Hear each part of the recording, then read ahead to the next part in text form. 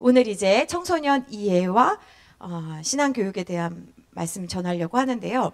대부분 세상에서 큰 예를 들면 제가 입으로 옮기기도 어려운 자녀가 부모를 해하거나 뭐 그런 아주 경악스러운 사건을 일으킨 사람들은 굉장히 그 가정이 이상하다라고 생각을 하는 경향들이 있어요. 그거를 조금 어려운 말로 하면 희생양 찾기라고 하는데, 도대체 우리는 왜 어떤 사람이 범죄를 하면 그 사람을 일반적인 보통 사람이라고 생각하지 않고 그의 가정은 분명 문제가 있을 거야 라고 생각을 하거든요. 그럼 왜 그러냐라는 거예요. 근데 미국에서 굉장히 큰 사건이 시발되었는데, 그 사건은 뭐였냐면 1999년 4월 20날 콜럼바인 고등학교에서 어떤 학생 2명이 총기를 막 난사한 거예요. 굉장히 큰 사건이었거든요. 근데 그 난사한 아이의 부모님이 이 사건이 다른 사람들에게도 충격적이지만 가장 충격적인 일로 받아들인 사람은 그 아이의 부모잖아요. 근데 그 아이가 딜런이라는 아이거든요. 근데 사람들이 이제 막 이 딜런이라는 아이의 가정에 막 이게 조명하기 시작합니다. 대부분 그렇게 하잖아요. 이렇게 좀 문제가 있으면 그 집 앞에 기자들이 막 죽치고 있다가 막 사진 찍고 왜 그러셨습니까? 막 이러잖아요. 그러니까 우리는 생각할 때 어떻게 생각하냐면, 분명 이 집은 가난한 집이었을 거야. 분명 이 집은 이혼한 가정이었을 거야. 혹은 분명 이 집은 엄마나 아빠가 대단한 문제를 일으켰을 거야. 사랑을 받지 못했을 거야. 이렇게 추정합니다. 근데 여러분, 우리가 생각해야 되는 게 뭐냐면, 그렇게 추정하는 이유는요, 우리 마음이 편하기 위해서예요. 솔직히. 그런 가정에서 이렇게 됐다라고 생각하면 그럴 줄 알았어. 그러니 나는 괜찮을 거야. 왜? 나는 이혼한 가정도 아니고 나는 그런 아이를 그렇게 방임하지도 않아. 이런 사고가 우리 안에 있는 거예요. 그러니까 어떤 도식을 만들고 문제 아이는 아마 부모님이 그럴 거야 라고 생각을 합니다. 그런데 이 딜런이라는 아이의 부모 가정을 살폈더니 깜짝 놀란 거예요, 사람들이. 왜냐하면 가난한 집도 아니고요, 중산층 가정이었어요. 한국에도 중산층 가정이 되는 게 어렵습니다.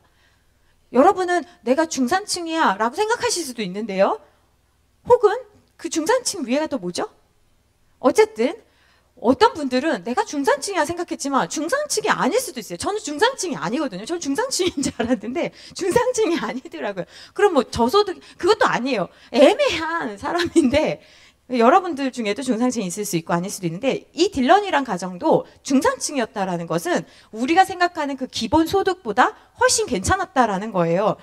심지어 부모님도 굉장히 자상하고 유쾌했고 좋은 친구들도 많았다라는 거예요. 부모로부터 방임이나 학대가 있지 않았다라는 거예요. 딜런이라는 아이는 자라면서 부모님의 말에 속을 썩인 적이 없었대요. 그리고 학교 폭력에 휘말리거나 뭐 게임을 막 이렇게 게임을 24시간 해서 이런 짓을 저질렀다, 이런 일도 없었고, 마약을 막 주로 했다, 이런 일도 없었고, 술에 중독된 적도 없었다라는 거예요. 또 총기를 집에 두고 이렇게 총기가 허용되잖아요. 그 총기를 소유한 집도 아니었다라는 거예요.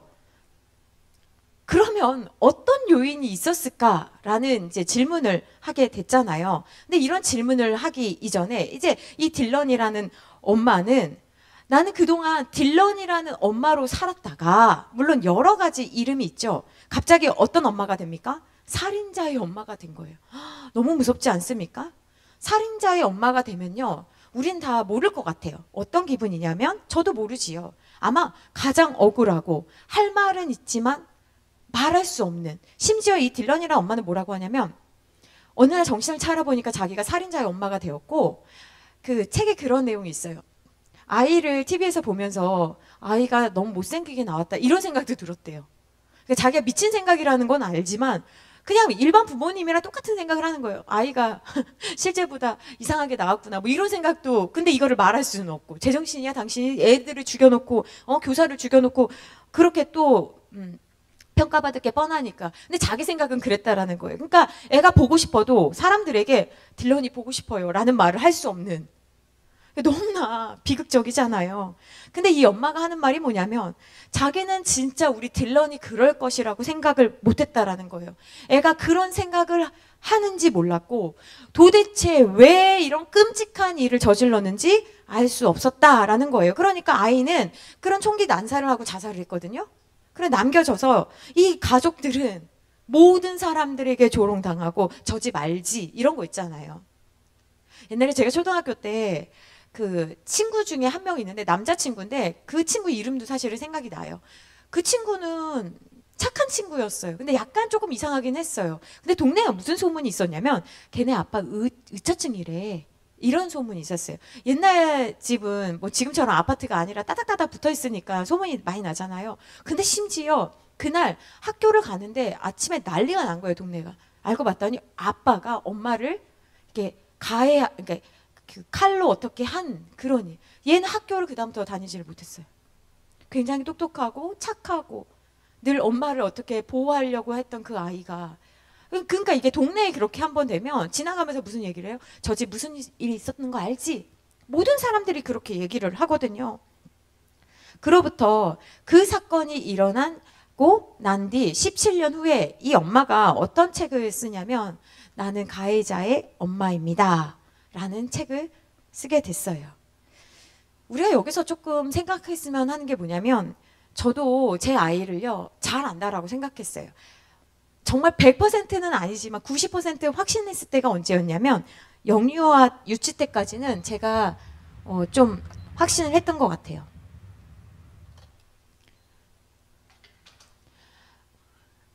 그런데 시간이 지나면서 선생님들이 해주는 이야기를 들을 때 사실 충격적이죠. 선생님이 잘못 본 것 같아요. 이런 생각을 하고 싶을 때가 되게 많았어요. 내가 보는 게 전부가 아닐 수 있다라는 여지를 남겨둔다는 게 힘들었어요. 왜 그럴까요? 그 아이는 나이기 때문에. 그 아이가 잘하든 못하든 그 아이는 나이기 때문인 거죠. 여러분들은 어떻습니까? 여러분은 자녀를 잘 아시지요? 아이가 좋아하는 음식, 아이가 좋아하는 색깔, 아이가 좋아하는 취미, 어렸을 적에 아이가 돌잡이로 잡았던 거. 그런데 우리가 솔직히 고백해야 돼요. 내가 나 자신에 대해서 온전히 알지 못하듯 나는 내가 배 아파서 난 내 자식이라고 하지만 잘 모를 수 있다라는 거예요. 그래서 하나님 앞에 우리는 끊임없이 우리의 자녀를 하나님 앞에 올려놓으면서 하나님 이 아이를 부탁드립니다. 라는 기도를 할 수밖에 없습니다. 로더는 무슨 이야기를 했냐면 청소년기를 그러니까 아이가 태어났을 때와 비교하면서 몇 가지 비교를 했는데 첫 번째는 뭐냐면 청소년들은 태아들과 마찬가지로 자궁보다 더 큰 곳으로 나가고 싶어서 태아들이 출생을 경험하듯이 청소년들도 이 집이라는 공간이 너무 부족해서 밖으로 자꾸 나간다는 거예요. 나는 이런 이론 들으면 너무 위로가 돼요. 그래서 우리 아이가 이렇게 밖으로 자꾸 큰 아이였어. 역시 우리 집보다 큰 아이였어. 이런 생각을 하는데 여러분들은 괜찮으시죠? 그러거나 혹은 이렇게 한다는 거예요. 자기 방에서 나오지 않죠. 이게 청소년들의 특징이에요. 근데 남자들은 왜 안 나오는 걸까요? 청소년기도 아닌데 점점점 모르겠어요. 그런데 또 이게 재밌는 게 있어요. 그 남자들 이야기 나왔으니까 조금 더 해보면 남자들은 자기 방이 있는 집도 있지만요. 자기 방이라고 해도 수시로 아이들이 아빠 뭐해? 이러거나 아니면 여보 이거 좀 해. 막 이런 이야기가 들으니까 남자들이 제일 편안해하는 공간이 있다고 지난번에 한번 설교 때 말씀드렸는데 어떤 공간이죠? 그렇죠. 자기 차예요. 그래서 자기 차를 그렇게 좋아한대요. 약간 원룸보다 모자란 공간이죠. 반평. 좋아한다고 하네요. 청소년들은 자기 차가 없잖아요. 그래서 어떻게 하냐면 청소년들이 좋아하는 옷이 있습니다. 그게 바로 뭐냐면 후드티. 후드티로 딱 이렇게 하면 후드티로 얼굴 보이려는 게 아니라 후드티로 하면 어떻게 해요? 내 공간. 아시겠어요? 그래서 후드티를 좋아한대요. 재밌죠? 두 번째는 뭐냐면 로더가 얘기한 건 아니에요. 제가 얘기한 거예요. 청소년기는 태아 때와 마찬가지로 다시 시작하는 시기래요. 다시 시작한대요. 그래서 태아 때 일으켰던 문제들을 청소년기 때 일으키는데 제가 이것을 한 5가지로 정리해 봤거든요. 한번 여러분 생각해 보세요. 청소년 때는 끊임없이 나는 환영받는 존재인가를 물어본대요. 근데요, 영아기 때는 귀엽기라도 해. 엄청 귀엽잖아요. 예쁘잖아요. 청소년기 때는 사건, 사고를 친 다음에도 나는 환영받고 싶어요. 이거를 외치니까 화딱지가 나는 거죠.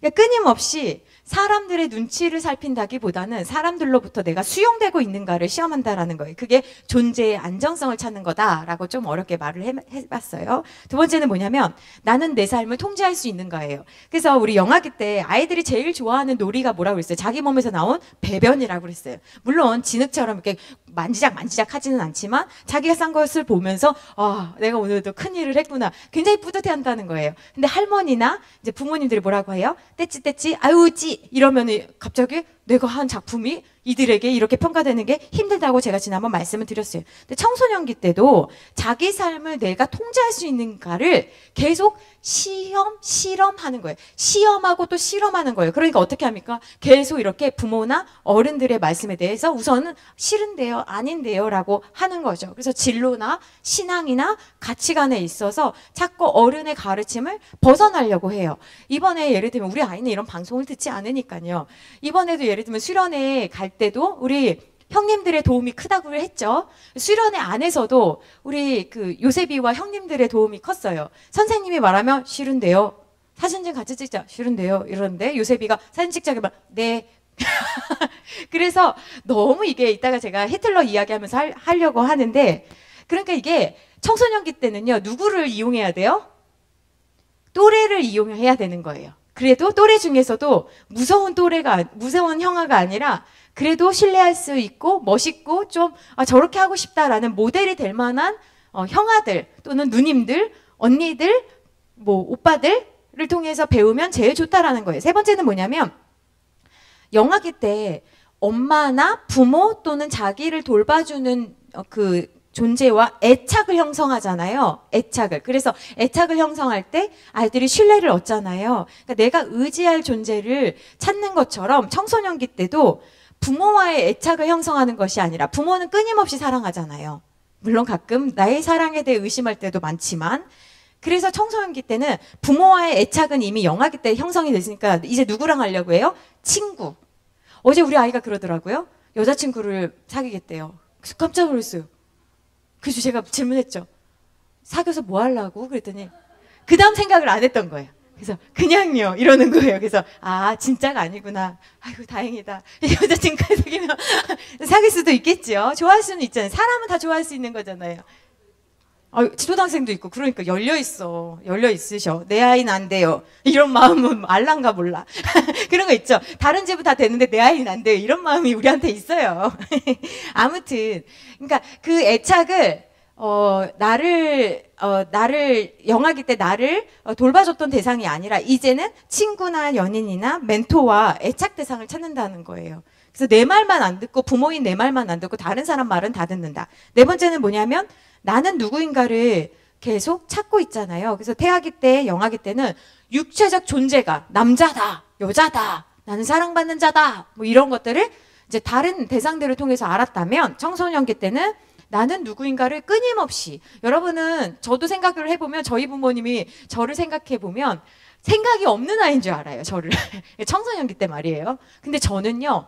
밤새 생각했어요. 내가 오늘 죽으면 어디를 가야지? 이게 굉장히 저한테 중요한 질문이었는데 우리 부모님은 쟤는 생각 없는 아이. 쟤는 별밤만 좋아하는 이문세 별밤 아시죠? 그것만 좋아하는 아이. 저는 그거 들으면서 감수성이 너무 풍부해가지고 이문세 음악이 끝나면 제가 되게 슬펐어요. 오늘 더 들을 수 없다라는 것에. 아무튼 그런 감수성이 아주 폭발했던 아이인데 아이들은 우리가 딱 봤을 때 지금도 저기 생각이 없는 것 같다. 저기 휴대폰만 하는 것 같다라고 보이지만 생각이 있다. 마지막으로 영아기 때와 청소년기 때는요. 경계 설정과 자율성의 문제를 다루는데 영아기 때는 이제 그 까꿍놀이 제가 말씀드렸잖아요. 까꿍하면 사실 엄마가 없는지 안다.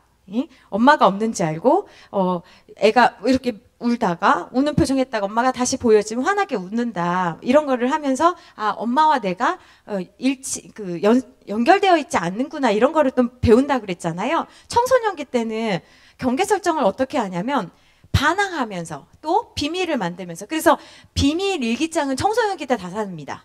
예? 그 모닝글로리 아직도 있는지는 모르겠는데 그런 데서 만드는 그 비밀 일기장, 비닐 아니고 비밀 일기장은 청소년 아이들 이제 어린이 고학년 때 별것도 없지만 꼭 열쇠로 잠가 놓고 싶은 그런 마음을 알란가 몰라요. 문 권사님은 지금도 비밀일기장이 있을 것 같은 그런 느낌은 왜일까요? 그래서 반항이나 비밀, 감정 기복 같은 것이 자기를 설정하는 단계다. 저는 이런 아이들을 이제 생각을 하면서 교회가 그러면 어떻게 이 아이들이 건강한 사람으로 자랄 수 있도록 도와줄 수 있을까를 생각해 볼 때 이 아이들을 우리가 잘 도와줘야 되는데 그럼 잘 돕는다는 것은 무엇인가라는 생각을 이제 여러 가지로 해볼 수가 있는 거죠. 신앙적으로는 당연히 도와줄 수 있죠. 그러나 아이에게 필요한 요소들이 많거든요. 근데 이 아이들에게 가장 인생의 중요한 시기 때 이 아이들이 성과 폭력에 너무 지나치게 노출되어 있어서 스트레스가 너무 크다라는 거예요. 그래서 청소년들에게는 되게 중요한 것이 뭐냐면 모델이 되게 중요합니다. 모델. 그러니까 우리 청소년들이 잘 자랐으면 좋겠다 그러면 누가 잘해주면 좋냐면 청년들이 잘해줘야 돼요. 청년들이. 제가 예전에 모교회에서 작은 교회에 있으면서 제가 그때 슬펐던 건 뭐냐면 제가 예수님 만나고 저희 교회가 완전 바뀌었거든요. 왜냐면 제가 친구들을 막 10명씩 막 데려오니까요. 그런데 제 앞에 모델이 없어서 제가 굉장히 슬펐어요. 울었거든요. 많이. 왜? 앞에 있는 여자 선배 모델이 없었어요. 그럼 남자 선배 모델이 있냐? 남자 선배 모델도 없었어요. 그러니까 처음에 어떻게 신앙생활을 청소년들이 해나갈 수 있을지 또는 청소년이 자란 다음에 청년은 어떻게 회사에서 데이트와 예를 들면 술과 어떤 부정과 부정부패와 이런 것들에 대한 문제들을 상의할 존재가 없었어요. 그러니까 청소년들이 잘 자라고 싶다라고 한다면 우리 청년들이 잘 자라셔야 돼요. 그래서 다음 주에 있는 여러분 청년 수련회 때 우리가 기도를 많이 하고 많이 도와줘야 돼요. 그래서 우리가 좋은 데를 보내는 이유는 무엇입니까? 호강하라는 게 아니죠. 사람이 좋은 장소에 가면 기분이 좋고 마음이 확 열리잖아요. 그렇죠? 네, 그런 것처럼 교회에서 그렇게 준비를 하고 있습니다. 청소년들이 모델이 되게 중요한데 청소년들은 어떤 존재들에게 영향을 받냐면 내가 생각할 때 자신들이 생각할 때 중요하다고 생각하는 사람에게 칭찬받고 싶어 해요. 여러분 제가 너무 웃긴 것은 뭐냐면 제가 이제 떡볶이랑 핫도그 가게 있잖아요. 그럼 아이들이 저한테 인사를 합니다. 인사를 할 때 두 가지 목적이 있어요. 첫 번째는 뭐냐면 고마움을 담은 인사가 있고요. 그러니까 떡볶이 가게 아닌 길거리에서 만날 때 고마움을 담은 느낌이 딱 있고 두 번째는 뭐냐면 잘 보이는 인사가 있어요. 다음에 저를 기억하시고 한 개라도 더 주십시오 하는 무언의 잘 보임에 제가 못 볼 수도 있잖아요. 못 들을 수도 있잖아요. 그러면 꼭 와서 두 번씩 인사하는 아이들도 있어요. 제가 보면서 참 신기하다라는 생각을 하거든요. 청소년기 아이들이 그래요. 내가 중요하다고 생각하는 사람들 앞에서는 기꺼이 착한 아이의 모습을 보이려고 한다는 거예요. 그러니까 이게 부모가 봤을 때랑 너무 다른 거죠. 얘가요? 얘가 학교에서요? 얘가 교회에서요? 얘가 가게에서요? 이렇게 깜짝 놀라거든요. 예? 그러니까 기꺼이 착한 아이의 모습이 되고 싶어 한다. 근데 이게 조금 중요한 게 뭐냐면 아이들은 그래서요. 그 관계를 되게 중요하게 생각하거든요. 이 관계가 너무나 중요하니까 자기 생각할 때 이 관계를 깨트리기 싫기 때문에 이 관계 안에 있는 사람이 나한테 부당한 요구를 하거나 나쁜 일을 시킬 때 내가 그걸 하고 싶지 않으려면 내가 굉장히 힘이 있어야 돼요. 근데 대부분은요. 거절하는 게 어렵습니다. 제가 예수님 만나기 전에 제 친구들이 중학교 때 얘기해요. 저한테 담배 피자 지어놔 라고 하면 제가 왜 담배를 피기 싫었을까요? 모르겠어요. 네, 모르겠어요. 근데 참 신기하죠? 다 피는데 저는 안 폈거든요. 그게 보통 힘이 아니에요. 왜냐하면 그 모임 가운데 같이 동참해야 되잖아요. 술을 먹거나 담배를 펴야 되는데 저는 안 했거든요. 근데 같이 놀기는 한 거예요. 노는 게 너무 재미있었던. 근데 그때 안 한다고 했을 때 그때 굉장히 저한테 고민이 있었어요. 내가 안 한다고 했을 때 친구들이 나를 어떻게 볼까. 아이들도 마찬가지예요. 그 청소년기 때 성 경험을 하는 아이들, 특히 여자친구들 같은 경우에는 남자친구들이랑 여자친구들은 완전 목적이 다른데 남자친구들은 더 사랑하고 싶어서, 더 알고 싶어서 그래서 육체적 관계를 하고 싶다면 여자친구들은요, 관계를 통해서 연합, 그러니까 육체적 연합이 아니라 감정적인 연합이 더 돈독해지기 위해서 성관계를 하거든요. 그러니까 무슨 말이냐면 내가 싫다고 그러면은 그 대상이 친구가 나를 떠날까봐 그게 무서워가지고 두려워서 그냥 해버리는 거죠. 하고 싶은 마음은 없는데 이런 경우가 되게 많거든요. 그래서 우리가 친구 그룹을 위해서 이 아이만 위해서 기도하면 안 돼요. 왜냐면 아이라는 존재는 너무나 약하기 때문에. 그래서 늘 성경에 등장하는 게 뭡니까? 다니엘과 세 명의 친구들과 같은 연합된 그룹이 있어야 되는 거예요. 왜 교회 안에서 같이 신앙생활하는 것이 유익합니까? 그런 돈독한, 나만 이상한 사람 같거든요. 학교나 회사 가보세요. 여러분 아시잖아요. 나만 크리스찬이야. 나만 정직해. 그런 느낌이요. 좋은 게 아니라 내가 진짜 너무 이상한 거 아니야? 강박증 아니야? 이런 생각이 들 때가 있거든요. 근데 교회에 오면 아니야, 너만 그런 거 아니야. 저희가 작년에 굉장히 큰 캠프를 보낸 이유도 그런 거잖아요. 얘들아, 우리 교회가 작다고 아이들 작아 보이지? 가봐. 1000명 이상, 10,000명 아이들 모이는 거 봐봐. 하나님을 믿는 사람들 이렇게 많아 라는 거를 보여주는 거예요.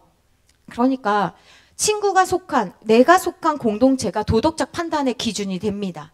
애들이 다 교회 안 가. 저 때는요, 감사하게도 애들이 교회를 엄청 많이 가는 분위기였어요. 그러니까 교회를 가면 나도 갈래 이게 됐는데, 지금은요, 교회 간다는 얘기 못 한대잖아요. 왜 그래요? 아이들이 교회가 어떤 곳인지도 몰라. 그리고 피해를 입지도 않았는데도 문화가 뭐예요? 크리스찬에 대한 부정성이 있어가지고 너 왜 교회 가? 야, 그거는 루저들만 가는 거야. 나 예수님 믿는 사람들 진짜 싫어해. 사람들 차별이나 하고, 뭐 잘 알지도 못하면서 그런 말 한단 말이에요. 근데 그런 이야기를 들을 때 교회 다니는 아이들은 속에서 막 울분이 올라옵니다. 말하고 싶거든요. 너 왜 그렇게 말을 해? 근데 그 말을 하지 못하는 건 뭐냐면 또래 집단에서 소외될까 봐. 그래서 굉장히 집단이 중요해요. 그래서 오늘 우리가 이따 기도할 때 우리 아이들의 그 친구 그룹을 위해서 기도할 뿐만 아니라 우리 교회 학교에 나오는 우리 청소년 아이들이 더 단단해지고 든든해지고 정체성을 분명히 세울 수 있도록 우리가 기도해야 된다라는 거예요. 또 우리가 기억해야 되는 것은 무엇이냐면 아이들은요, 어떤 것을 판단을 내릴 때요, 내가 좋아하는 사람이라고 한다면 그 사람의 의도가 만약에 좋았어요. 의도가 좋았어. 그러면 이 사람이 잘못한 것은 다 용서합니다. 우리 어른들은요, 좀 다르죠. 의도가 좋았다고 하더라도 결과를 나쁘게 도출하면 그 사람은 나쁜 사람이다라고 생각을 해요. 근데 아이들은요, 의도가 좋다면, 내가 존경하고 좋아하는 사람이 의도가 좋았다라고 하면 이 사람과 관계를 끊고 싶지 않기 때문에 평가에 있어서 용서가 너무 쉽기도 한 거예요. 어른들은 절대로 용서 못하는 거를, 야, 너는 왜 그런 친구랑 아직도 사귀는 거야? 왜 다녀? 왜 걔랑 같이 다녀? 우린 이렇게 말하거든요. 근데 아이들은 그렇지 않은 거예요. 용서가 쉬운 거예요. 근데 반대로 용서가 또 끝내주기 어려운 거예요. 우리는 이성적으로 생각을 하고 이건 이러니까 그래, 이건 그냥 넘어가자 이럴 수 있는데 아이들에게는요, 절대로 용서가 안 되는 경우도 있다라는 거예요. 그래서 그 어느 때보다 현명하게 선택하는 것을, 분별을 배워야 되는 아이들이 지금 청소년기다. 하나님을 믿는 방식에 있어서도 마찬가지인 거예요. 이때부터 아이들은 불신이 생기는 것이 아니라 우리가 볼 때는 불신인데 그게 아니라 아이들은 진짜 내가 믿는 하나님이 진짜 참신인가? 신중의 신인가? 아니면 진짜 신인가? 여러분 아시겠어요? 신중의 그리스 신화처럼 신중의 신인가? 아니면 진짜 한 신인가? 참신인가? 그러니까 이런 것들에 대한 머리 아픔이 있는 거예요. 그러니까 머리가 아프니까 아이들이 뭐라고 하냐면, 이게 자기가 소화가 안 되면 학교에서 받는 가르침과 교회에서 받는 게 너무 괴리가 생기면, 내 삶에 괴리가 생기면 그냥 둘 중에 하나는 놔버려야 되는데 학교를 놔버릴 수는 없으니까, 의무교육이니까 교회를 놔버려야겠다 이런 생각을 한다라는 거예요. 그 다음에 그래서 이제 신앙에 대해서 회의적인 것이 아니라 따져본다라는 거예요. 그 전에 부모님의 가르침에 대해서 순종적이었던 사람들이, 목회자의 가르침에 대해서 아멘했던 사람들이 청소년기가 되면 이게 진짜인가? 지금 가짜 아니야? 그러니까 여러분들을 지금 시험대에 올려놓고 저분들이 진짜인가 봐야 돼요. 아이들이요, 신앙의 자리에서 떠날 때 어떤 것 때문에 떠난지 아십니까? 재직회 때 부모님들이 싸우는 거, 성도들끼리 싸우는 거 보고 아이들은 신앙에 대한 컨텐츠를 얘기하는 게 아니에요. 예수 믿는 사람들이 싸운다고, 예수 믿는 사람들이 체육대회에서 한다고, 예수 믿는 사람들이 식당에서 양보 안 한다고, 예수 믿는 사람들이 주차장에서, 애들이 그런 걸로 얘기를 해요. 그러니까 아이들이 보고 있다라는 거예요. 그러니까 청소년들이 딱 오면 여러분 조심하셔요. 조심하자. 이렇게 생각을 하셔야 되는 거예요. 그래서 아이들은 지금 그런 거를 따진다는 것은 무슨 의미냐면, 진짜 내가 믿을 수 있는 존재가 누구인가를 갈망하고 있다는 걸 여러분들이 아셔야 되는 거예요. 찾고 있는 거예요. 그 어느 때보다도. 제가 그랬어요. 저는 진짜로 책에 나온 인물인 것 같아요. 저는 정말 책에서 말하는 것처럼 내가 믿을 신을 찾기 위해서, 제가 말씀드렸잖아요. 제가 모태신앙으로 쭉 자라다가 내가 이대로는 안 되겠다. 그래서 고1 때 정말 하나님이 계시는지 안 계시는지를 아무한테도 얘기하지 않고 100일 동안 나 혼자, 그 100일이라는 거 굉장히 한국적인 숫자잖아요. 100일 동안 혼자 이제 작정 기도를 했잖아요. 그러면서 하나님께서 저를 만나주셔서 다행히 제가 오늘 이 모양, 이 꼴이 되었는데 너무나 감사하죠. 근데 아이들도 그렇다라는 거예요. 자기의 전 존재를, 자기의 전 인생을 걸 존재를 찾고 있어요. 그래서 이걸 잘못 찾으면 어떻게 됩니까? 연예인으로 빠진 사람도 있고, 친구로 빠진 사람도 있고, 돈으로 빠진 사람도 있고, 여러 가지로 빠질 수 있다라는 거예요. 그러니까 하나님을 선택할 수도 있고, 하나님 외에 다른 것을 선택할 수도 있다라는 거예요. 또 청소년기가 되면 검정색을 많이 입습니다. 그쵸? 검정색을 왜 많이 입을까요? 형서가 검정색을 아직도 입고 계시는데요. 검정색은 어떤 의미가 있냐면요. 검정은 굉장히 세련된 색깔이에요. 검정은 어떤 의미냐면 시선을 좀 차단하고 자신을 감출 수 있는 색입니다. 그래서 제가 우리 목사님과 처음에 교회 왔을 때 깜짝 놀란 게 뒤에 다 코리아 아미 이렇게 써 있어가지고 얘네 군인인가 이 생각을 했잖아요. 그러니까 검정색에 비슷한 브랜드를 입는 거는요. 다른 사람과 자기를 구별하지 못하게 만드는 식별이에요. 그런 생각은 못 해보셨죠? 마치 카멜레온이 뭐 나뭇잎 색깔에 비슷하게 색깔을 맞추는 것처럼 튀고 싶지만 또 튀고 싶지 않은 그런 마음이라고 해야 될까요?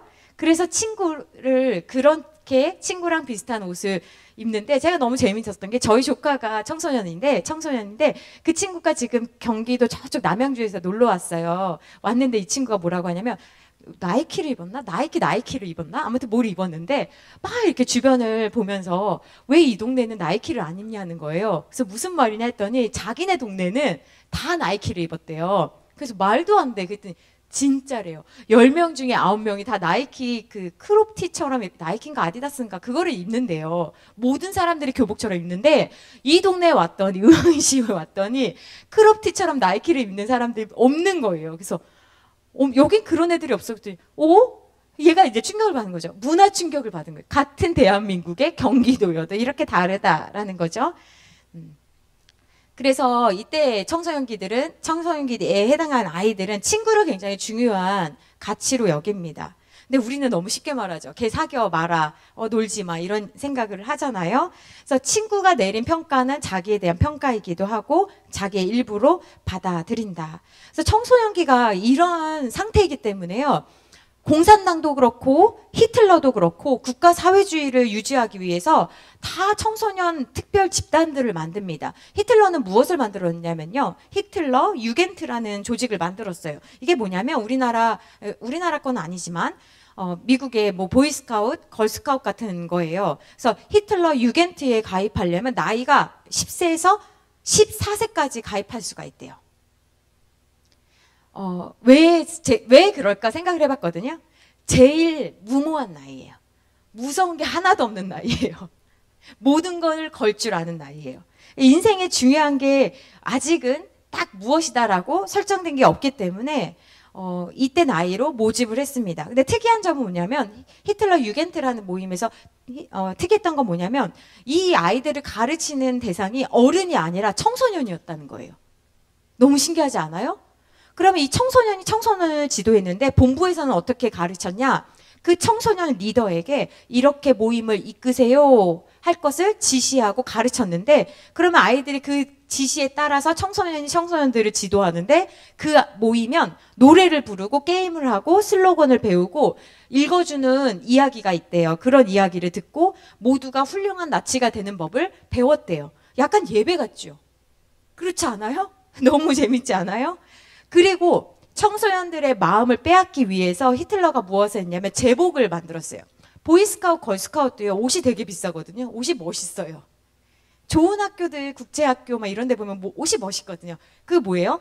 이 학교에 다니는 사람에 대한 프라이드를 세워주는 거잖아요. 그러니까 제복, 그 다음에 깃발, 그 다음에 밴드, 배지 있잖아요. 배지 이런 거. 무기, 영웅담. 이렇게 너네 선배는 이런 일을 했다. 뭐 이런 전투에서 이렇게 했다라는 것들을 많이 들려줬다라고 이야기를 하거든요. 그러면 우리는 여기서 아이디어를 좀 얻으면 좋겠는데 아이들이 지도할 수 있도록 우리는 청소년 집단을 좀 세워야겠다. 어른 교사들이 너무 많이 쓰는 것은 바람직하지 않다. 라는 것을 우리가 또 하나 좀 배울 수 있으면 좋겠고, 그 다음에 아이들이 잘 배울 수 있는 방법들 아까 이야기했잖아요. 이야기, 노래, 게임, 슬로건 뭐 이런 기타 등등. 그 다음 세 번째는 뭐냐면 아이들은 열정이 있다라는 거예요. 뭔가 하고 싶다라는 거예요. 근데 이 아이들이 하고 싶은데 진짜 뭘 하고 싶은지를 몰라서 뭐라고 말하냐면 패치워크자라고 하는데, 이게 뭐냐면 여러분 한국의 옛날에 보자기 같은 데 보면 보자기 색깔이 막 이렇게 있어요. 면을 이렇게 깃댄 것처럼 이렇게 되어 있는 거 있거든요. 그렇게 자기 자아를 만든다는 거예요. 그렇게 여러 가지 자아를 만들어서 내가 진짜 어떤 사람으로 살아갈지에 대한 통합된 정체성을 형성을 해야 되거든요. 예를 들면 이런 거예요. 저도 저를 한번 예를 들면 저를 보는 거예요. 저도 이 정체성이 제가 분명하지 않으면 제가 가장 힘들죠.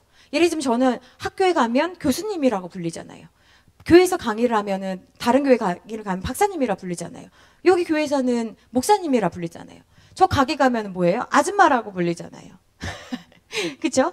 그 출판사에 가면 저는 사장님이, 대표님이라고 불리잖아요. 이거를요, 제가, 그리고 집에 가면 엄마라고 불리고, 아내라고 불리잖아요. 이거를 제가, 아까 패치워크처럼 이렇게 하지 않으면, 이게 잘 정리가 되지 않으면 저 혼자 굉장히 힘든 거죠.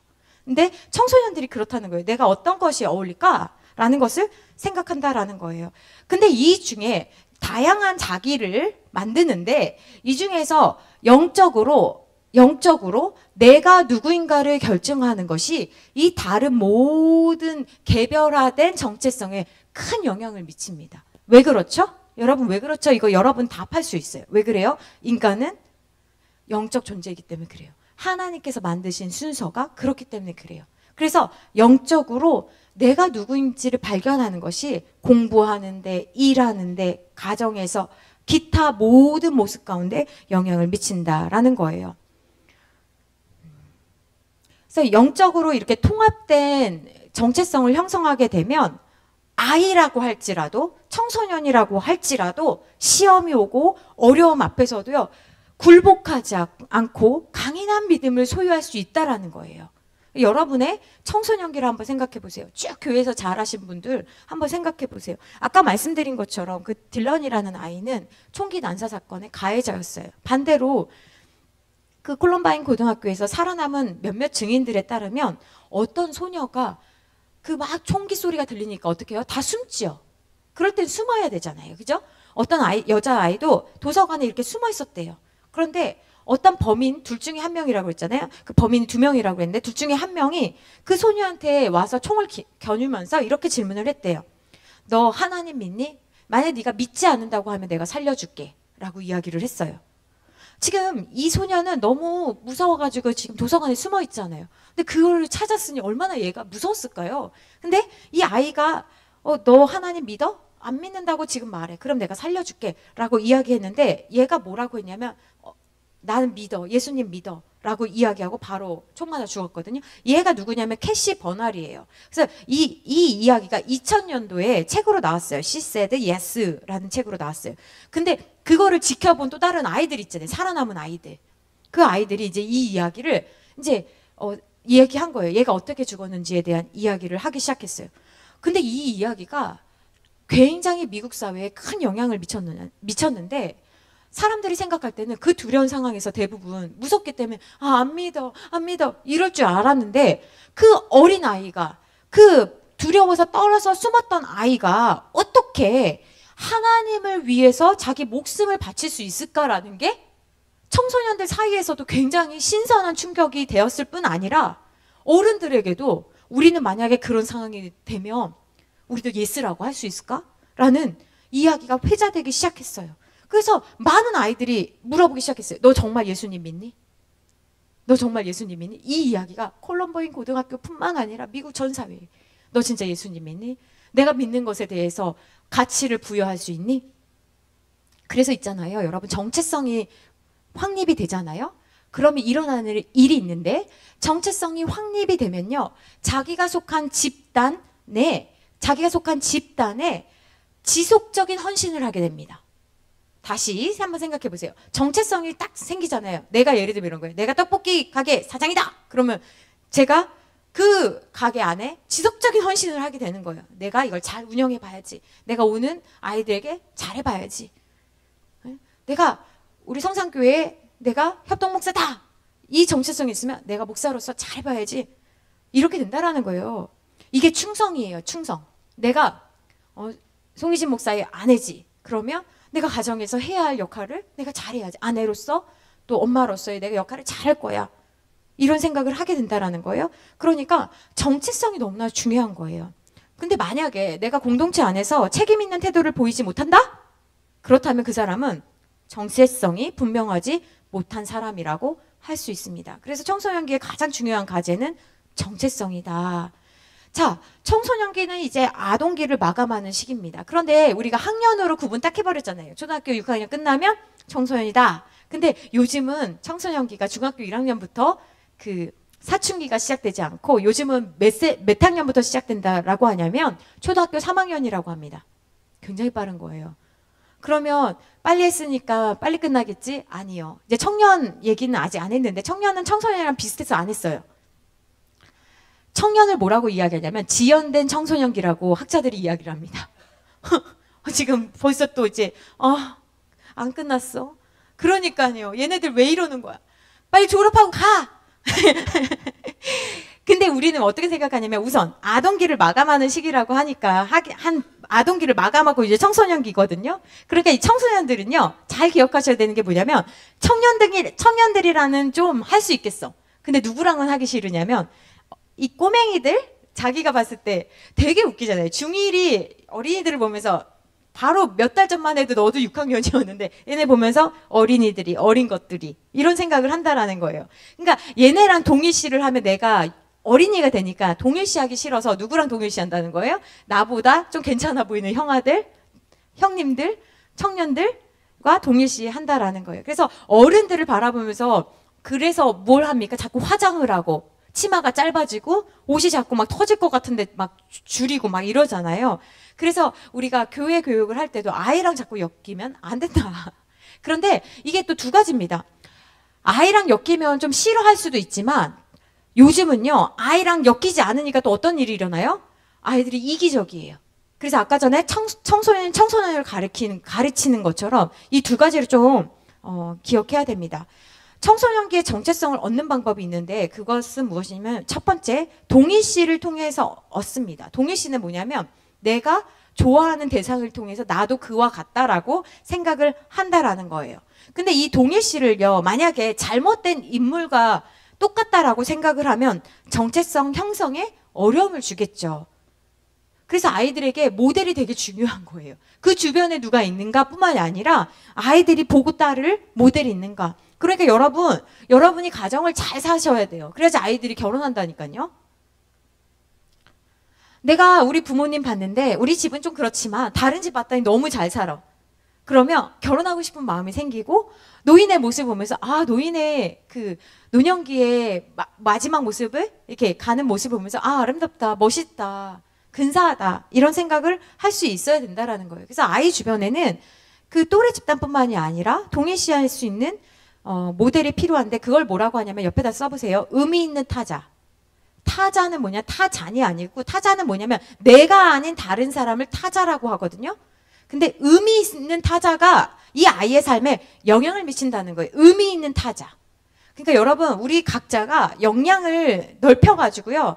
쫙 이렇게 크잖아요. 성장하잖아요. 그럼 어떤 일이 일어납니까? 아이들이 그만큼 성장하게 되는 거예요.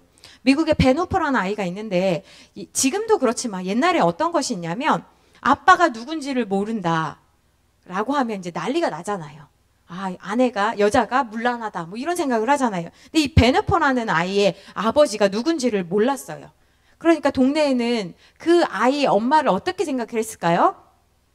굉장히 문란한 여자라고 생각을 했겠죠. 한국도 그렇지만 미국도 그런 분들에 대해서 친절하지 않거든요. 근데 이 베네퍼라는 아이가 그러다 보니 친구랑 놀다가도 친구 부모님이 아이 대놓고 쟤랑 놀지 마. 쟤는 근본도 없는 애잖아. 혹은 쟤 아빠가 누군지도 몰라. 집에 가서 막 그런 얘기를 하는 거죠. 그러니까 친구랑 놀다가도 이제 친구들이 너랑 놀지 말래. 아이들이 어릴수록 그냥 부모님 이야기를 필터 없이 하잖아요. 엄마가 너랑 놀지 말래. 왜? 그럼 너 아빠 없대. 너 아빠가 이상하대. 뭐 이런 이야기를 한 거죠. 그래서 이 아이가 가장 부러운 건 뭐냐면 자기는 없지만 아이들에게는 아빠가 있는 게 너무 부러웠겠죠. 그러던 어느 날 놀거리가 없어서 맨날 이렇게 흙 가지고 놀고 있는데 어느 날 그 동네에 목사님이 새로 오셨어요. 근데 사람들이 하는 이야기를 들어보니까 목사님이 너무나 말씀을 재밌게 하신다는 이야기를 들었어요. 그래서 이 아이도 놀 데가 없으니까 이제 사람들 몰래 사람들의 눈에 띄지 않기 위해서 이제 교회를 가는데 어떻게 가냐면 예배가 시작될 쯤에 이제 조금 늦게 들어오고 예배가 끝날 때 사람들이 가기 전에 조금 일찍 이제 나가는 거였어요. 늘 그렇게 사람들보다 늦게 오고 빨리 가고 이렇게 하고 있었는데 어느 날 이 아이도 말씀을 듣다 보니까 자기도 모르게 기도를 하고 은혜를 받다 보니까 빨리 나가야 됐는데 못 나간 거예요. 마치 신데렐라 비슷하네요. 못 나간 거예요. 그래서 한 줄로 미국 사회도 다 막 이렇게 악수하고 막 인사하고 그러잖아요. 그렇게 이제 사람들 사이에서 저기 뒤로 해서 나가봐야지 하고 있는데 이 목사님이 이 후퍼라는 아이를 부르시는 거죠. 부르시면서 뭐라고 하냐면 안녕. 근데 너 누구의 아들이지? 이렇게 물어본 거예요. 그러니까 주변 사람들은 얘가 누구의 아들인지 알 수 없다라는 걸 다 알고 있고 이 목사님은 새로 오셨으니까 저 목사님 모르고 하시나 보다. 이제 얘는 창피하겠네. 뭐 이런 생각을 하고 있겠죠. 후퍼는 너무 당황했겠죠. 내가 제일 듣고 싶지 않은 질문인데 아빠가 누구냐고 질문을 받으니 얘가 얼마나 놀랐겠어요. 그때 목사님이 이렇게 얘기를 했대요. 나는 네가 누구 아들인지 알아. 너는 하나님 아버지를 꼭 닮았어. 네 모습을 보니까 내가 알아보겠다. 앞으로 하나님의 자녀임을 잊지 말고 하나님의 아들답게 잘 살아라. 이 이야기를 한 거예요. 후퍼는 깜짝 놀랐어요. 그리고 그 말씀을 가슴에 깊이 새겼대요. 이 후퍼가 나중에 어떤 사람이 되냐면 테네시라는 곳에 주의 주지사가 되는데 한 번 된 게 아니라 여러 번 되거든요. 취임식에서 이 후퍼가 이렇게 말해요. 목사님을 통해서 내가 하나님의 아들이라는 말을 듣는 그날 나는 테네시주의 주지사로 태어났다라고. 청소년기 때는 다른 사람들의 눈을 통해서 내가 어떤 사람인지를 확인해요. 자기는 그지같이 행동하면서도 듣고 싶은 말은 뭐냐면 너는 진짜 괜찮은 아이야. 넌 아직 끝난 게 아니잖아. 너는 공부는 못하지만 다른 건 할 수 있을 것 같아. 뭐든지 해보렴. 이런 말을 듣고 싶다라는 거예요. 근데 연약한 자들도 그렇습니다. 그래서 친구, 선생님이 왜 의미 있는 타자가 되어 주어야 하냐면 자기를 볼 수 없기 때문에 그래요. 그래서 늘 다른 사람을 거울로 보고 다른 사람이 해주는 말들을 통해서 다른 사람이 보여주는 일관성 있는 태도를 통해서 정체성을 얻게 된다라는 것을 우리가 기억해야 돼요. 근데 이 정체성을 얻어갈 때 마르시아라는 사람이 뭐라고 이야기했냐면 정체성을 얻는 단계가 있다. 첫 번째는 뭐냐면 정체성을 조기 형성한대요. 이게 무슨 말이냐면 정체성에 대한 위기가 있어야 되거든요. 사람은요 다 내가 누구지? 내가 뭘 할 수 있지? 내가 어디서 왔지? 이런 고민들을 오랫동안 해야 되거든요. 그런데 이런 고민들을 하는 게 너무 안타까워서 누가 가르쳐 주냐면 부모나 선생님이나 권위 있는 인물들이 야 너는 이거 같아. 너는 이걸 해봐. 여기를 배워봐. 라고 구축해 주는 거예요. 그러면 보세요. 자기가 자기 인생에 대해서 나는 이걸 하면서 살아야 될 것 같아. 나는 이런 존재야 라는 것을 자기가 결정한 게 아니고 다른 사람이 내려준 결정에 기초하고 있기 때문에 위기가 오고 어려움이 생기면 늘 어떻게 돼요? 수동적으로 고착돼서 경직돼서 어떻게 해야지 그 다음은? 엄마 그 다음은 누구랑 결혼해야 되나요? 이런 질문을 하는 거예요. 엄마 대학은 엄마 말씀대로 왔는데 그 다음 여자는 누구를 만나야 되는 거죠? 이런 질문을 하게 된다라는 거예요. 이게 바로 정체성 조기 형성의 문제예요. 그래서 너무 빨리 진로를 찾았다? 그거 한번 의심해 봐야 돼요. 진짜 네가 찾은 거야? 생각을 해봐야 돼요. 부모의 불안이 아이한테 가서 이걸 해. 이거 안정된 직업이야. 아니라니까요. 평생 욕먹을 수 있다니까요. 안정된 직업을 우리가 골라줄 수 있다? 그럴 수 없다. 이제 AI가 왔다. 평촌에 사는 어떤 사람이 이사를 가면서 이런 말을 했어요. 자기는 매일 성실하게 일을 하고 아무리 최선을 다해도 이 정도 사는 게 최선이래요. 근데 어느 날 딱 교회를 가봤더니 내가 진짜 사고 싶었던 차, 내가 진짜 살고 싶었던 집에서 사는 사람들을 보면서 갑자기 허무함이 막 몰려왔대요. 나는 안 먹고 안 입고 열심히 일해서 여기까지 겨우 왔는데 저들은 부모님으로부터 그냥 받았다라고 생각하니 이게 마음이 어려운 거예요. 그리고 갑자기 그 나이에 부모님에 대한 원망이 막 생겼다라는 거예요. 우리 부모님은 왜 나에게 이런 거 하나 안 해주나, 이런 생각을 하면서 나는 진짜 10년 모아서 이거 겨우 하나 했는데 쟤는 한순간에 얻을 수 있구나, 굉장히 낙심됐다라고 이야기를 하더라고요. 근데 그 친구가 아는 게 있을 텐데 힘들어서 그때는 발견을 못했겠지만 저는 그 말을 해주고 싶었어요. 자기가 힘들게 노력해서 산 경험이 없는 사람은요, 내가 진짜 무엇을 하고 싶은지 알지 못하기 때문에요, 부모님이 얼마나 고생을 해서 이걸 물려주는지 선물로 주는지를 모르니까요, 어떨까요? 크게 감사하지 않습니다. 왜? 늘 그냥 얻었으니까요. 또 한 번도 다른 사람 밑에서 일해 본 적이 없는 사람은요, 아버지가 물려준 그 회사에서 일할 때요, 아버지가 말을 하면요, 제일 안 듣는 사람이 그런 아들이나 딸인 거예요. 아버지가 자기를 시킨다고 힘들게 한다라고만 생각하지 고마워하지 않는다라는 거예요. 근데 반면 힘들게 돈을 모아서 어떻게 살아본 사람은요, 자기가 이룬 일들에 대해서 뿌듯하고 감사하고 다른 사람이 해준 것에 대해서 당연하게 생각하지 않고 이게 얼마나 대단하고 어려운 일인지를 안다라는 거예요. 그러니까 성장한다라는 것은 무엇이냐면 실패를 포함하고 있는 것인데, 우리가 그렇게 물질로나 아니면 직업으로나 진로나 그렇게 다른 아이들에게 사랑하기 때문에 실패할 경험을 주지 않으면요, 아이들이 나중에 40대가 돼서 50대가 돼서 갑자기 자아가 막 흔들리면서 나는 이 일이 맞지 않는 것 같아, 이런 막 폭탄 같은 선언을 하면 당황스럽게 된다라는 거예요. 두 번째 단계는 뭐냐면 정체성이 확산되거나 유해가 된다는 건데, 이 2단계와 3단계는 똑같은 거예요. 계속 직업을 찾는 거예요. 확산은 뭐냐면 이것도 해보고 저것도 해보고, 그러니까 아직 어떤 거를 결정을 내리지 못하는 단계가 정체성이 확산되는 거예요. 누구 만나면 저거 해봤다가, 저기 괜찮다고 하면 저거 해봤다가, 그러다가 유예는 뭐냐면 이거 해보고 안 되면 그 다음에 해보지요 하면서 계속 대안을 찾고 있지만 여전히 정체성은 없는.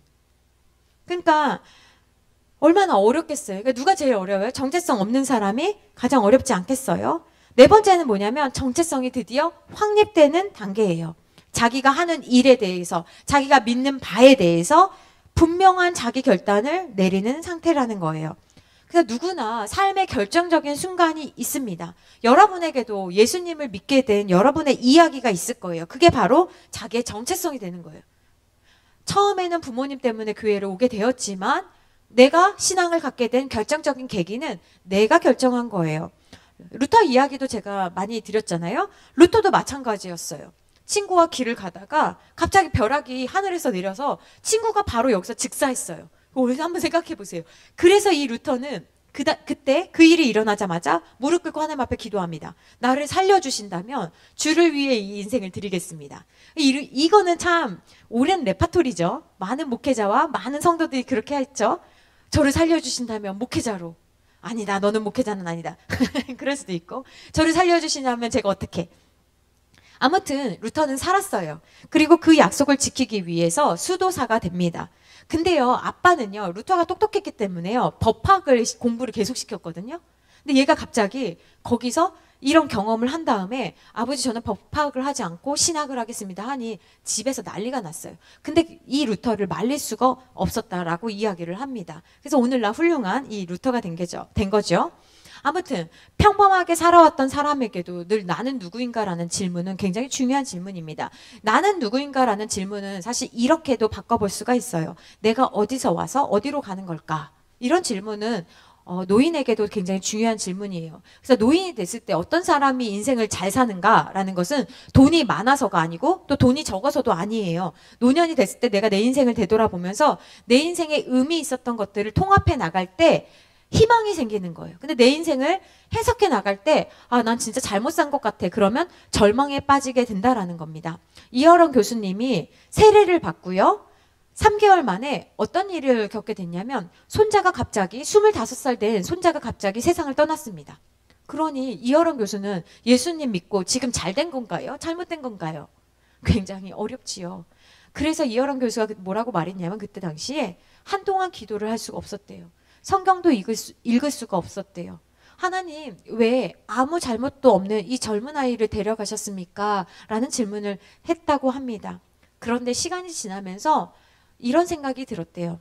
이 세상에 손자를 잃은 할아버지가 나 혼자뿐이겠는가? 인간사의 삶과 죽음을 모두 하나님과 연관시켜서는 안 되겠다라는 생각을 하면서 절망이 아닌 믿음으로 나아가야겠다 것을 깨달았대요. 그러면서 무화과 나무에 과일이 없어도 라는 말씀을 읽으면서 마음을 다스렸다라고 합니다. 죄 없이 이렇게 시련을 당했을 때도 불구하고 하나님을 믿는 거, 이거에 대해서 이 초신자가 배웠다라고 하거든요. 그러면서 유명한 말을 했는데, 영혼이 목마를 때 보통 물로는 채울 수 없기 때문에 나는 교회를 간다, 이런 말을 했습니다. 여러분, 우리는 내가 원치 않는 질병이나 사고나 문제 앞에서 이런 질문을 하는 거죠.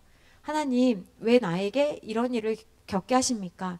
그런데 그럴 때 우리는 왜가 아니라 하나님 내가 어떻게 해야 될까요를 질문하면서 밤이 깊으면 깊을수록 새벽이 오는 것처럼 신호등 앞에서 기다리는 이유는 곧 파란불이 바뀔 걸 알고 있기 때문에 우리가 그 앞에 있는 것처럼 문제를 여러분이 만날 때 그 문제 앞에서 낙심하시다가 거기서 끝나지 마시고 하나님 앞에 나오시기를 부탁드립니다. 나이가 들면요, 먹고 싶은 게 없다고 말씀들 하시더라고요. 근데 그게 단지 먹고 싶은 것만 없는 게 아니고요. 신앙생활에 있어서도요, 굉장히 회의론자처럼 하고 싶은 게 없어질 수도 있어요. 근데 그때 막 열정을 가지고 앞에서 율동하고 찬양하고 기도하는 청소년, 청년, 장년들을 보게 되면요, 이 노인기 때, 노년 때 다시 한번 정신을 차리게 돼요. 아, 나도 저랬었지. 나도 열심을 좀 내어 보여야겠다. 이런 생각을 한다라는 거예요. 청소년기 때 또 기억해야 되는 것이 있는데요. 청소년기 때는요, 자아 도취에 빠집니다.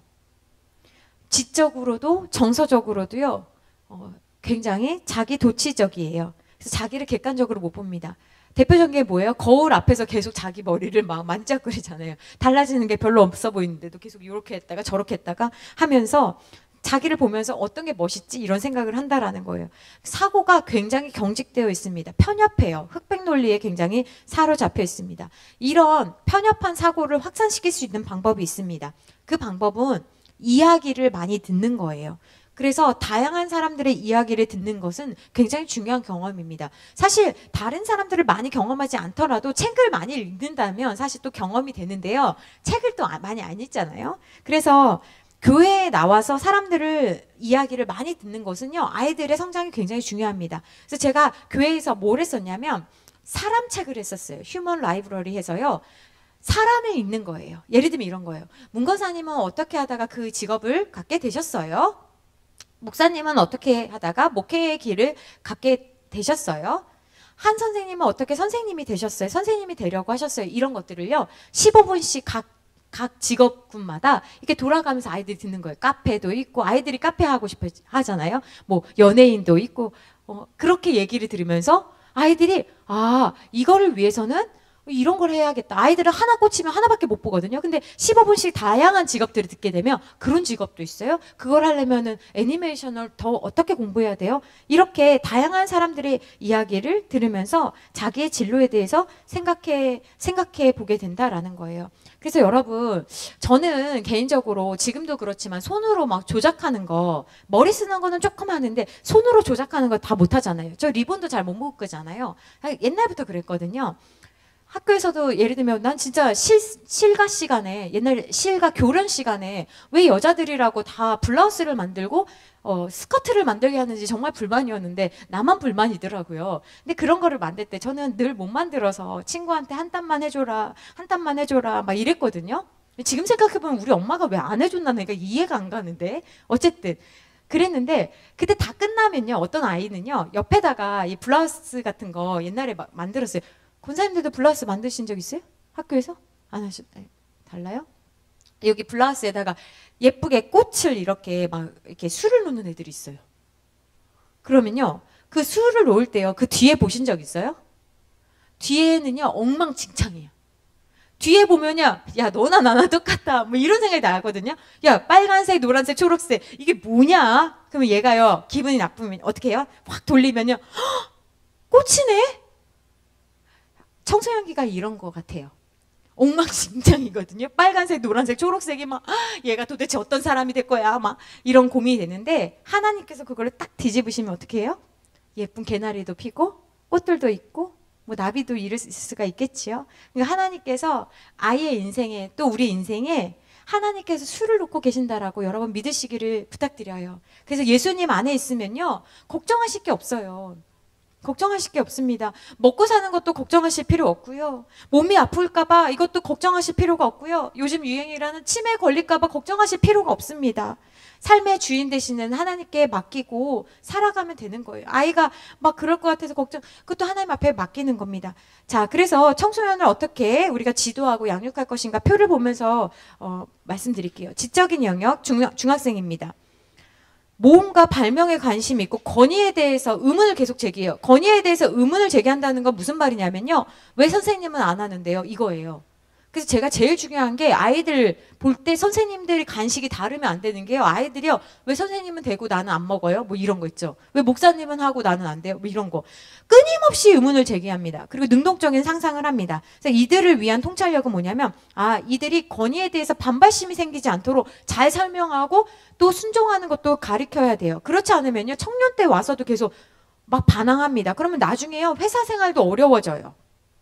그러니까 얘네들이 원래 회의적이라는 것을 여러분들이 아셔야지 상처가 안 받습니다. 사회적인 영역에 있어서는요. 성인들로부터 독립하기를 원해요. 그래서 저희 이번에 그 봄서풍 갔을 때도 아이들만 따로 먹이게 한 게 다 이런 영역이에요. 생각이에요. 아이들만 따로 먹어라. 너희들끼리 먹어라 한 게. 아시겠죠? 그 다음에 영웅과 같은 모델을 찾습니다. 그래서 우리 안에서도 영웅이 나오기를 우리가 기도해야 됩니다. 설교할 때 어떻게 해야 되겠어요? 이들을 위한 통찰력은 이들에게 믿음의 인물에 대해서 설교를 하고 성경에 나오는 영웅들을 이들의 삶에 맞게 알려줘야 돼요. 그래서 비전과 꿈을 가질 수 있게 해줘야 되겠죠? 정서적인 영역은 뭐예요? 감정이 자제가 안 돼요. 진짜 아침엔 기분 좋아서 갔다가 저녁에는 갑자기 대꾸도 안 해. 뭐 굉장히 어려워요. 감정이 원래 이렇다는 거죠. 그리고 자기가 이해받지 못한다고 생각해요. 그래서 청소년기 때의 감정이 뭡니까? 늘 억울해요. 억울함이 80%예요. 여러분 아직도 억울하시다면 여러분은 청소년들이십니다. 얘네들이 맨날 억울해. 뭐가 그렇게 억울해? 근데 억울해야 합니다. 그래서 이들을 위한 우리가 통찰은 얘네들은 감정이 쉽게 다운되는구나. 그리고 극단적이구나. 이걸 알고 계시면 돼요. 그다음 영적인 영역은 뭐예요?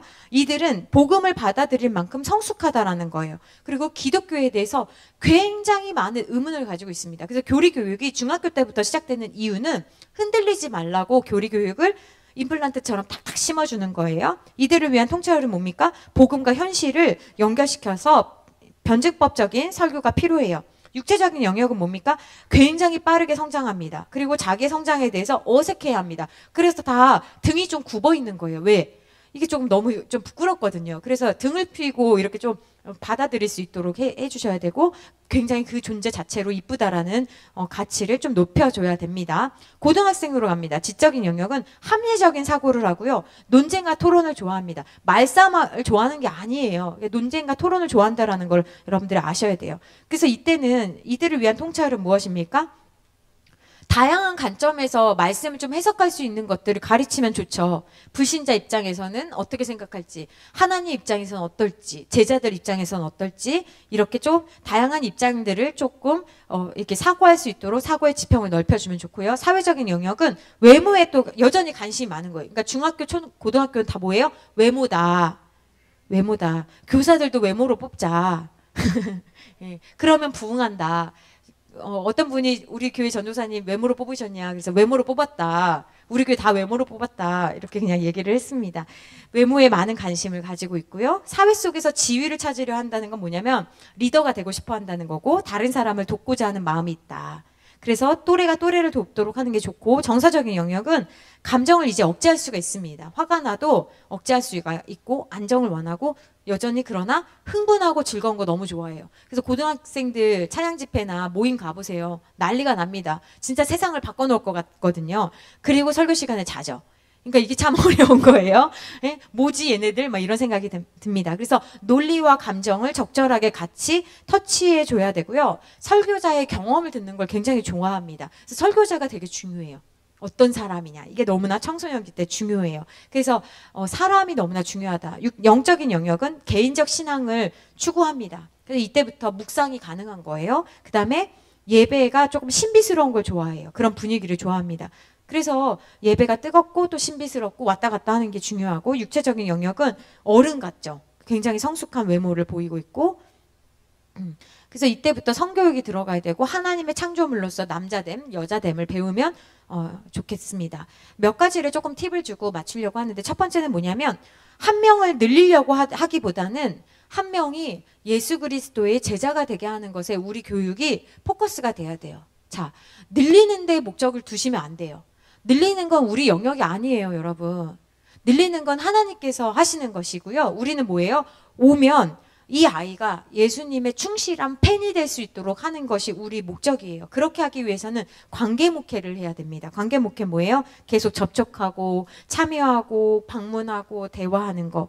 그래서 프로그램을 하는 이유도 뭐예요? 프로그램을 통해서 서로가 친밀한 그룹이 되어서 서로가 서로에게 영향력을 주는 관계가 되는 거. 그래서 친구 그룹이 너무너무 중요하지만 그 그룹 안에서 우리가 중요하게 여기는 가치가 전염이 되기 때문에 늘 아이들에게 열정을 키워주는 게 너무나 중요하다. 두 번째는 뭐냐면, 이렇게 예수 그리스도의 제자가 되도록 키우기 위해서는요, 교사들이요, 이게 그릇이 좀 커야 돼요. 그릇이.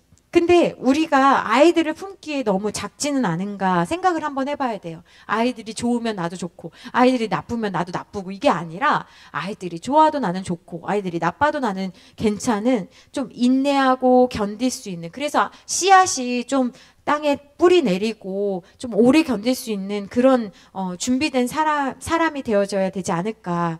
그래서 아이가 감정적으로 반응할 때 내가 감정적으로 반응하면 졌다라는 생각을 갖고, 좀 감정적인 부분에 있어서 교사들이 좀 정서적인 힘을 키워야 된다라는 말씀을 좀 드리고요. 세 번째는 뭐냐면, 아이들이 교회에 가지 않는 이유는, 청소년기 때 교회를 가지 않는 이유는 재미가 없어서가 아닙니다. 이 부분이 가장 중요한데, 아이들이 성경에 대해 잘 배우지 못했기 때문에 의미를 찾지 못해서 못 가는 거지. 우리는 생각해요. 교회가 시설이 안 좋아서요? 혹은 교회가 재미가 없었어요? 아니요. 그건 할 말이 없어서 그렇게 얘기하는 거고요. 아이들이 진짜 성경에 나타난 하나님이 누구신지에 대해서 배우게 되면 어떻습니까? 아이들이 떠나지 않는다는 것을 여러분들이 확신하시고 성경을 확신 있게 가르쳐주셔야 되는 거예요. 제가 어떤 교회는 방문하면요, 앞에서 목회자가 딱 들으면 확신 없게 가르쳐요. 기도를 하라는 거야, 말라는 거야. 저는 들으면서 네 말을 들으면 기도할 이유가 없겠다, 이런 생각이 드는 거예요.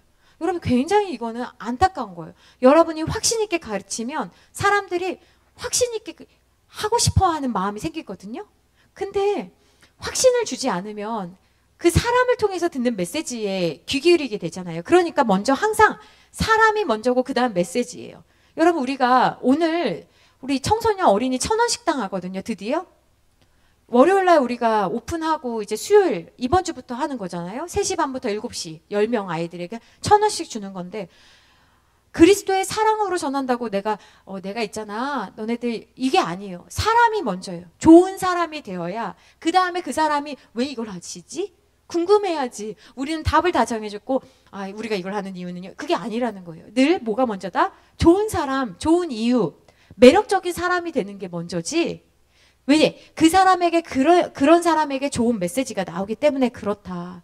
그래서 청소년들이 교회 가지 않는 이유는 성경에 대해 알지 못하기 때문이다. 성경에 대해 알지 못한다는 것은 여러 의미가 있으나 성경에 대해서 확신 있게 가르치는 사람이 없기 때문에, 그리스도에 대해서 매력적으로 접근하는 사람이 없기 때문이라고 생각해요.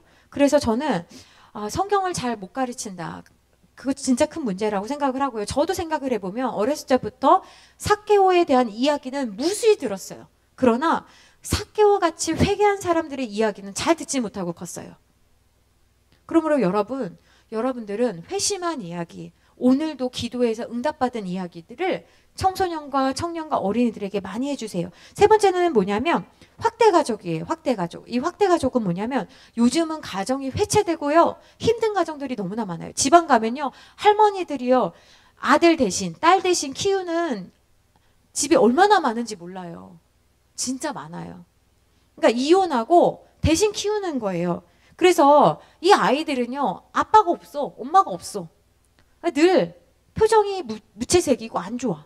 근데 교회에 오면 어떻게 돼요? 아빠가 없는데 다른 사람을 통해서 배우는 거예요. 이게 굉장히 중요하거든요. 그래서 교회는 확대 가족이 되어줘야 돼요. 고모가 되어주고 할아버지가 되어주고 교회 성도들은 아이가 소속감을 느낄 수 있도록. 그래서 우리가 무엇합니까? 아이들 위해서 얼굴 보면서 기도해주고 또 우리가 구정 때는 아이들 이렇게 1,000원씩 다 이렇게 축복해주고 하는 게 우리가 확대 가족이다, 영적 가족이다 이런 것들을 보여주는 거예요. 그래서 네 번째는 뭐냐면 우리의 사역의 방향인데요. 청소년을 향한다는 거는 뭐냐면 to youth예요. 이건 뭐냐면 청소년을 이렇게 대상으로 두고 어른들이 청소년들을 수혜자, 청취자로 위치해 버리는 거죠. 그러니까 너네들을 위해서 우리가 뭘 할게, 이게 청소년을 향한 사역이에요.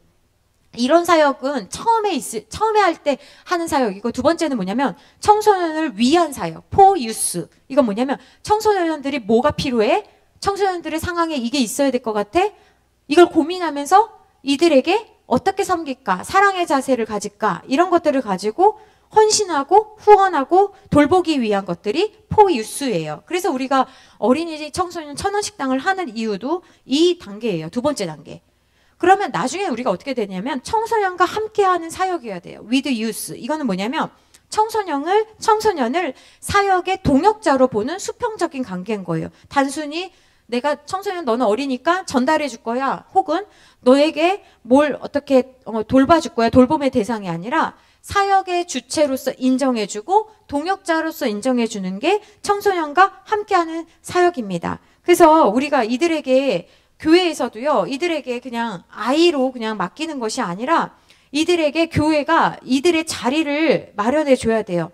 그래서 봉사할 수 있도록 섬길 수 있도록 해줘야 된다. 다섯 번째로는 뭐냐면 회심은요. 신앙의 출발입니다. 근데 대부분의 크리스찬들이 언제 회심하냐면 청소년기 때 회심합니다. 그러니 여러분 제일 중요한 시기가 언제예요? 청소년 청년 때가 너무나 중요한 시기예요. 그래서 이때 회심이 출발하고 믿음의 급성장을 도울 수 있는 시기가 바로 이때다. 근데 제가 여기에 유사 회심과 참된 회심의 차이를 비교를 했는데 유사 회심의 특징은 뭐냐면 부분적이고 일시적이고 시간이 지나면 무효화되는 신앙이 유사 회심이에요. 그러니까 씨 뿌리는 자의 비유에서 돌밭에 떨어진 씨앗과 같이 말씀을 들었을 때 되게 좋았는데 힘든 일 생기면 말씀 때문에 말씀을 알아서 넘어져 버리는 거예요. 말씀 듣는 게 너무 힘들고 어려우니까 안 들을래 하면서 도망가는 경우. 히브리서에는 뭐라고 표현하냐면 하늘의 선물을 맛보고 성령을 받고도 떨어져 나간 사람이다 라고 표현을 하고 있거든요. 그래서 유사 회심에 빠지지 않고 진짜 회심, 진짜 믿음은 어떻게 판가름할 수 있냐면 시험 앞에서 견딜 수 있느냐? 견뎌서 말씀을 알기 이전의 상태로 돌아가지 않으려는 게 굉장히 중요한 거예요. 돌아가려고 하거든요. 주님을 만나도. 그래서 진짜 회심을 경험할 수 있도록 하는 것이 중요하다라는 말씀을 드리도록 하겠습니다. 여기까지 청소년 이해와 신앙교육에 대해서 말씀드렸어요. 청소년기에는 내가 누구인가를 찾는 혼란스럽고 어려운 시간들입니다. 우리가 이해할 수 있든 이해하지 못하든 여러분 기억하셔야 되고요. 그들의 신앙을 위해서 우리가 그들을 잘 세우면요. 이 한 명을 세우는 게 아니라 이 한 명이 이제 결혼하고 가정을 세우고 했을 때 엄청나게 많은 또 역사들이 일어날 것을 우리가 바라보고 놓치지 말고 이들을 좀 붙잡아주는 신앙이 되었으면 좋겠어요. 같이 기도합시다. 우리 기도